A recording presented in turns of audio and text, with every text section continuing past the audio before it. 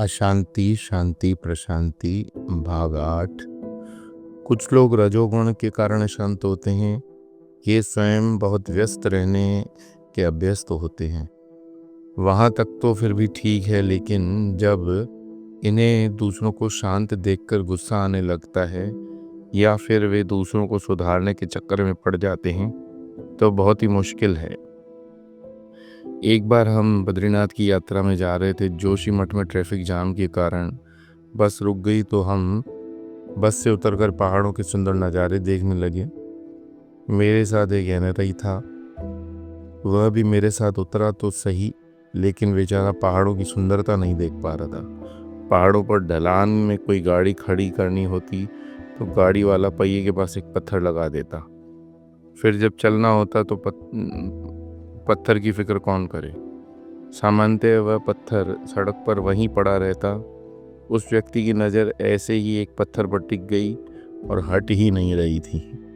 उसने मुझसे कहा, स्वामी जी, मैं तब से वो पत्थर देख रहा हूँ। कितने लोग उसे पार करके चले गए, लेकिन कोई उसे उठा कर किनारे नहीं रख रहा। मैंने कहा, दूसरों को क्या करना चाहिए ये निश्चय करने का लाइसेंस तुम्हें किसी ने दिया है क्या? तुम्हें जो करना है वो करो। दूसरे क्या करते हैं, वो क्या नहीं करते, उसको सोचकर परेशान क्यों होते हो? एक बार रमन महर्षि के पास महात्मा गांधी के कुछ अनुयायी गए। बोले, सबको देश के बारे में सोचना चाहिए। महर्षि ने पूछा, तुमने कभी सिनेमा देखा है? उत्तर मिला, हाँ देखा। रमन महर्षि बोले, सिनेमा के पर्दे पर आग लगी तो बाल्टी उठाकर दौड़ते हो क्या?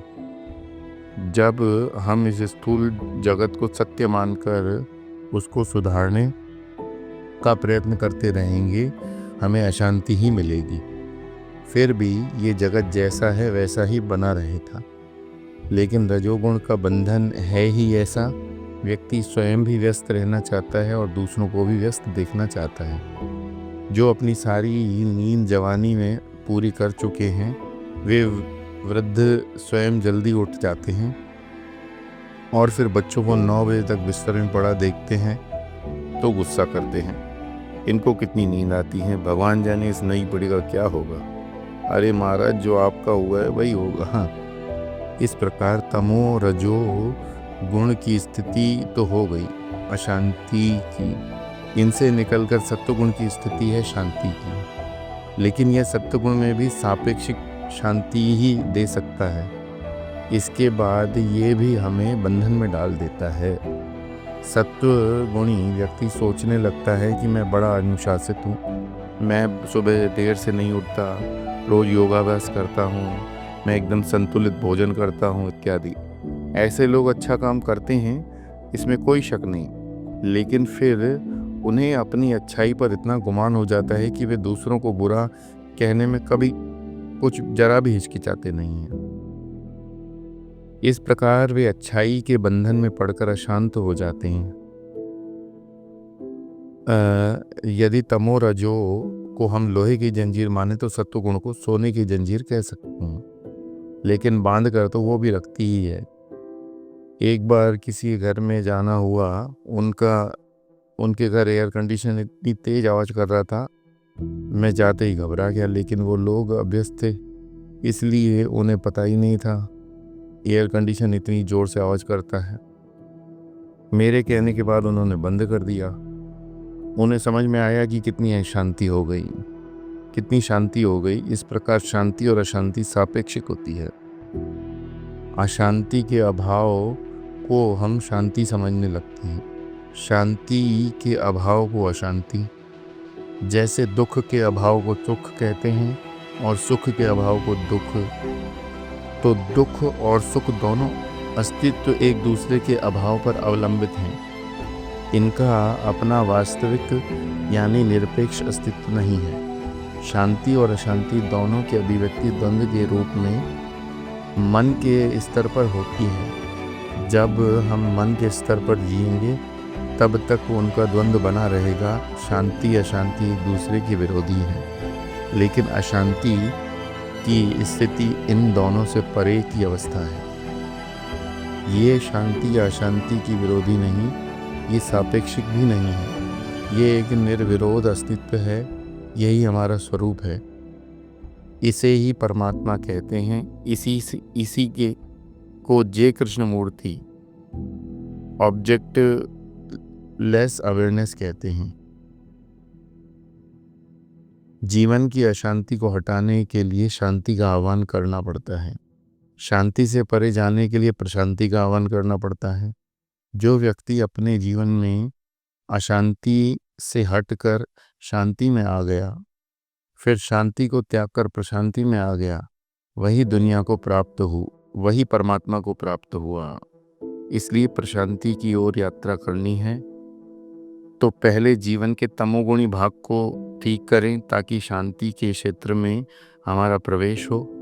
फिर शांति के हम ऐसे गुलाम न बन जाएं कि जरा सी किसी कारण से अशांति आ गई तो बर्दाश्त न हो, गुस्सा आ जाए। ये जो 5 स्टार वाले मेडिटेशन होते हैं ना, ये एयर कंडीशनर वगैरह चलाकर पूरा इंतजाम करके मेडिटेशन करने वाले बैठते हैं, लेकिन उस समय यदि उनके बाथरूम के नल का पानी प्लास्टिक की बाल्टी में टप टप करके, तो बस इतना बहुत है उनको अशांत करने के लिए। इसलिए यदि हम ये समझ लें कि शांति का अर्थ है अशांति होवे ही नहीं, तो समझो कि हमारी शांति भी बंधन का कारण बनी हुई है। इसलिए शांति जीवन में होनी चाहिए, पर ऐसी नहीं कि जिसके द्वारा हम बंधन में आ जाएं। ऐसे बंधन मुक्त शांति को कहते हैं प्रशांति।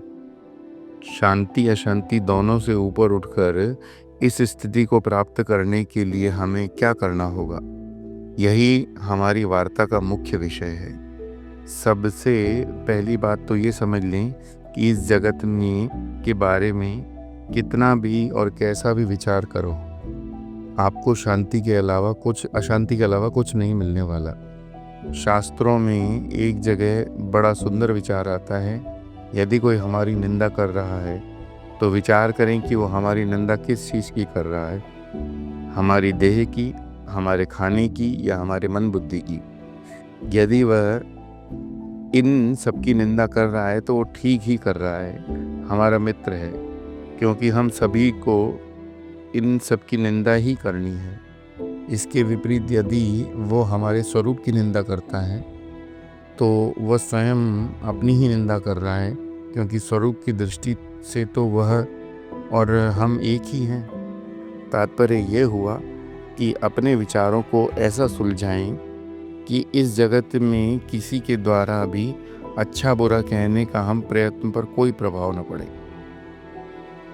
इस लोक में आपको अच्छा कहने वाले भी मिलेंगे और बुरा कहने वाले भी। जो आज अच्छा कह रहे हैं वे कल बुरा कहेंगे, और जो आज बुरा कह रहे हैं वो कल अच्छा कहेंगे। यह जगत का नियम है। इसलिए कुछ तो लोग कहेंगे, लोगों का काम है कहना, छोड़ो बेकार की बातें, अपनी मौज में रहना। ये सिद्धांत को पकड़ लो तो देखना आपकी शांति और अशांति से परे होने के लिए कैसी छलांग लग जाती है। इस जगत में छुई मुई बनकर नहीं रहना। किसी ने इतना सा कह दिया, पता नहीं आप जैसे लोग ऐसी गलतियां कैसे कर जाते हैं, और बस हमारा मुंह फूल गया और हमारी प्रतिष्ठा दांव पर लग गई। जगत में ऐसे रहें, दुखेषु अनुद्विग्न मनः, सुखेषु विगत स्पृह। प्रशांति का अर्थ परमात्मा की प्राप्ति, और यह वह स्थिति है जहाँ शांति या अशांति दोनों की हलचल नहीं है, जहाँ शांति के कारण कोई लाभ नहीं, अशांति के कारण कोई हानि नहीं। जो अपनी स्वाभाविक स्थिति है उसे कहते हैं प्रशांति।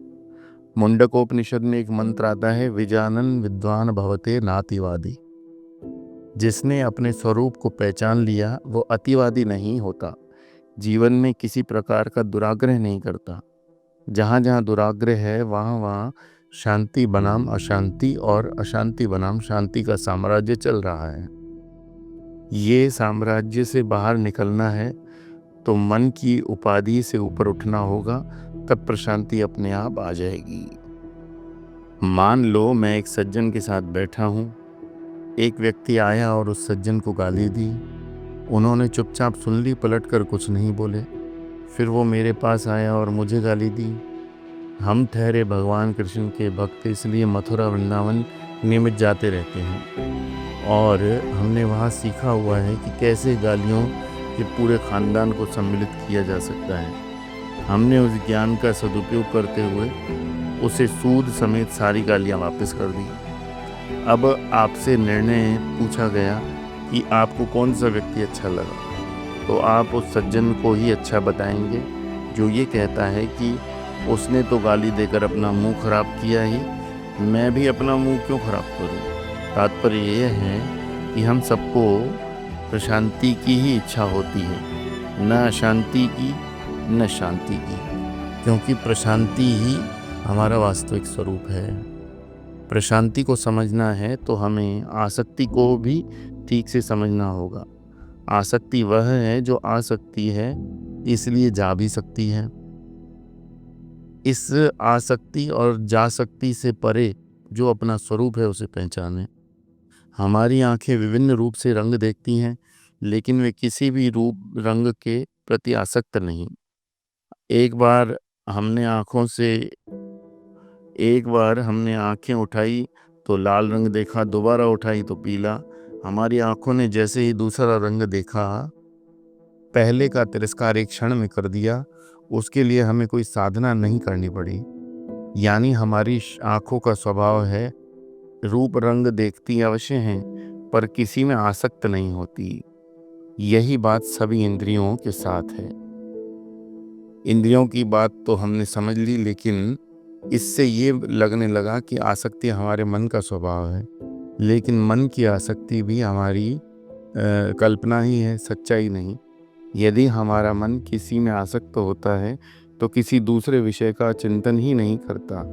लेकिन जरा अपने मनीराम को देखें, एक क्षण में बीवी का चिंतन, दूसरे क्षण में बच्चे, तीसरे में अपना, चौथे क्षण में पहले कभी देखे हुए किसी एक्सीडेंट का चिंतन करता है। इस कारण ही यह है, किसी एक में आसक्त होना मन का स्वभाव नहीं है।